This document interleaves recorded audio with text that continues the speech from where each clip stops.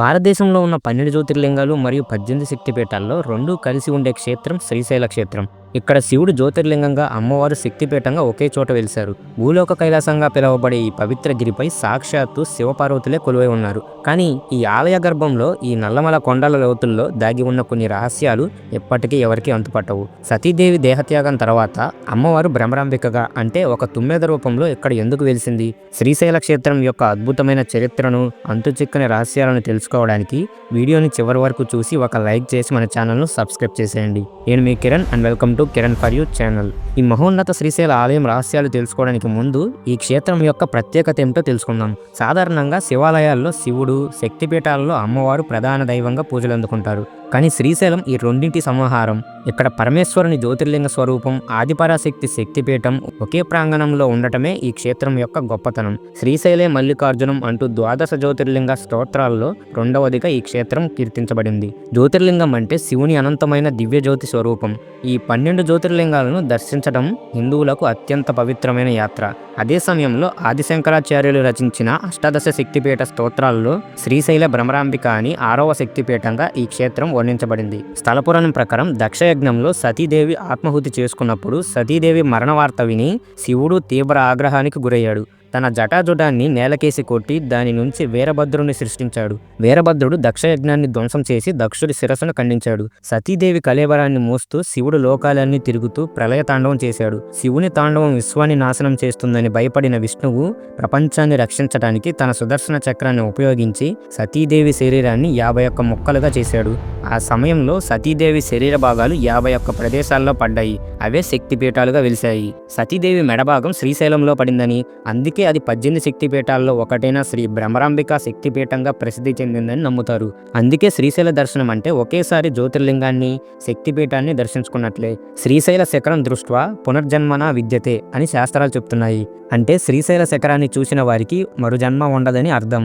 ఈ ఒక్క వాక్యం చాలు ఈ క్షేత్ర మహిమను వర్ణించడానికి. శివపురాణంలోని కోటిరుద్ర సంహిత ప్రకారం ఈ గాథ కైలాసంలో మొదలవుతుంది. శివపార్వతులకు 2 కుమారులు, వినాయకుడు మరియు కుమారస్వామి.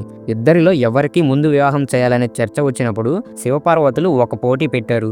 ఎవరైతే ముల్లోకాలను చుట్టి ముందుగా కైలాసానికి వస్తారో వారికే ముందుగా పెళ్లి చేస్తామని ప్రకటించారు. ఆ మాట విన్న వెంటనే కుమారస్వామి తన నెమలి వాహనంపై వాయువేగంతో ముల్లోకాల యాత్రకు బయలుదేరాడు. కానీ వినాయకుడు తల్లిదండ్రులైన శివపార్వతుల చుట్టూ ప్రదక్షిణ చేసి తల్లిదండ్రులను మించిన లోకాలు లేవు, మీరే నా సర్వస్వం అని నమస్కరించాడు. వినాయకుడి జ్ఞానానికి, భక్తికి ముక్తులైన శివపార్వతులు అతడే పోటీలో గెలిచాడని ప్రకటించి వివాహం జరిపించారు. కొంతకాలానికి ముల్లోకాలను చుట్టి అలసిపోయి కైలాసానికి వచ్చిన కుమారస్వామికి ఈ విషయం తెలిసింది. తను ఓడిపోయానని, తమ్ముడికి పెళ్లి జరిగిపోయిందని తెలుసుకొని తీవ్ర మనస్తాపానికి గురయ్యాడు. తల్లిదండ్రులు పక్షపాతం చూపించారని భావించి అలకతో కైలాసాన్ని విడిచి దక్షిణ దిక్కుగా ప్రయాణించి దట్టమైన అరణ్యాలతో నిండిన క్రౌంచ పర్వతానికి చేరుకున్నాడు. ఆ క్రౌంచ పర్వతమే నేటి శ్రీశైలం. పుత్రుడు దూరం కావడంతో తట్టుకోలేని శివపార్వతులు కుమారుణ్ణి బుజ్జగించడానికి కైలాసం నుండి క్రౌంచ పర్వతానికి వచ్చారు. వారు వస్తున్నారని నారదుని ద్వారా తెలుసుకున్న కుమారస్వామి వారిని చూడటానికి ఇష్టపడక మరింత దూరంగా వెళ్ళిపోయాడు. తమ కుమారుడు రాకను ఇష్టపడటం లేదని గ్రహించినా ఆ ప్రాంతాన్ని విడిచి వెళ్ళలేకపోయారు. పుత్రునిపై ప్రేమతో వారు ఆ పర్వతం పైన జ్యోతిర్లింగ రూపంలో వెలిశారు. తమ కుమారుడు ఎక్కడున్నా తమ దృష్టి అతనిపైనే ఉంటుందని చాటి చెప్పడానికే వారు అక్కడ స్థిరపడ్డారు. అలా ఈ మహోన్నత క్షేత్ర ఆవిర్భావానికి దారితీసింది. శ్రీశైలంలో శివపార్వతులు మల్లికార్జునుడిగా, భ్రమరాంబికగా ప్రసిద్ధి చెందారు. ఈ పేర్ల వెనుక ఎంతో ఆసక్తికరమైన కథలున్నాయి. మల్లికార్జున అనే పేరు మల్లిక అంటే మల్లె పువ్వు, అర్జున అంటే శివుడు లేదా మద్ది చెట్టు అని అర్థం. స్కంద పురాణం ప్రకారం శివపార్వతులు శ్రీశైలానికి వచ్చినప్పుడు ఆ ప్రాంతమంతా మల్లె తీగలతో, మద్ది వృక్షాలతో నిండి ఉండేది. పార్వతీదేవి మల్లికగా సమేతంగా, శివుడు అర్జునుడిగా ఒక మద్ది చెట్టు కింద జ్యోతిర్లింగ రూపంలో వెలిశారు కాబట్టి ఈ స్వామికి మల్లికార్జునుడు అని పేరు వచ్చిందని స్కంద పురాణం చెప్తుంది. మరొక కథ ప్రకారం పూర్వం చంద్రావతి అనే రాజకుమారి శివునికి పరమ భక్తురాలు. ఆమె ప్రతిరోజు మల్లెపూలతో స్వామిని పూజించేది. ఆమె భక్తికి మెచ్చిన శివుడు ఆ మల్లెలను తన శిరస్సుపై ధరించాడు. ఇక అమ్మవారి పేరు భ్రమరాంబిక. భ్రమరము అంటే తుమ్మెద.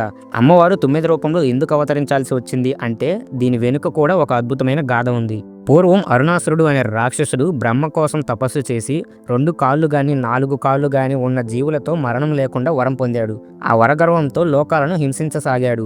దేవతలు ఋషులు జగన్మాతను శరణు వేడుకోగా వారి మొర ఆలకించిన అమ్మవారు అరుణాసురుణ్ణి వధించడానికి ఒక ఉపాయం పన్నింది. అతను పొందిన వరానికి విరుద్ధంగా 6 కాళ్ళు ఉన్న జీవులను సృష్టించాలని సంకల్పించింది. అమ్మవారు ఒక పెద్ద తుమ్మెద రూపాన్ని ధరించి తన శక్తితో లక్షలాది భయంకరమైన తేనెటీగలను తుమ్మెదలను సృష్టించింది. 6 కాళ్ళు ఉన్న ఆ భ్రమర సైన్యం ఒక్కసారిగా అరుణాసురునిపై దాడి చేసి సంహరించింది. అలా లోకాలను రక్షించిన అమ్మవారు శ్రీశైలంలో భ్రమరాంబికాదేవిగా కొలువుతీరింది. ఇక ఆలయ చారిత్రక వైభవం గురించి వస్తే ఆలయ ఉనికికి సంబంధించిన తొలి చారిత్రక ఆధారాలు సామాన్య శకం 1వ శతాబ్దంలో శాతవాహనుల కాలంలో కనిపిస్తాయి. ఆ తర్వాత ఛత్రపతి శివాజీ మహారాజు కూడా తన దక్షిణ దేశ యాత్రలో శ్రీశైలాన్ని సందర్శించి ఇక్కడ కొంతకాలం తపస్సు చేసి భ్రమరాంబికాదేవి శివాజీకి ఒక దివ్య ఖడ్గాన్ని ప్రసాదించి ఆయన విజయాలకు ఆశీర్వదించిందని విశ్వసిస్తారు. ఈ ఆధారాలన్నీ శ్రీశైలం యుగయుగాలుగా ఎంతటి ప్రాముఖ్యతను కలిగి ఉందో స్పష్టం చేస్తున్నాయి. శ్రీశైలం గురించిన ఈ విషయాలు, దాని వెనుక ఉన్న అద్భుతమైన చరిత్ర మీకు నచ్చిందని ఆశిస్తున్నాం. ఈ సమాచారం మీకు ఆసక్తికరంగా అనిపిస్తే ఈ వీడియోని ఒక లైక్ చేసి మీ ఫ్రెండ్స్ అండ్ ఫ్యామిలీస్తో షేర్ చేయండి. ఇలాంటి మరిన్ని ఆధ్యాత్మిక విషయాల కోసం మన ఛానల్ను సబ్స్క్రైబ్ చేసుకోండి.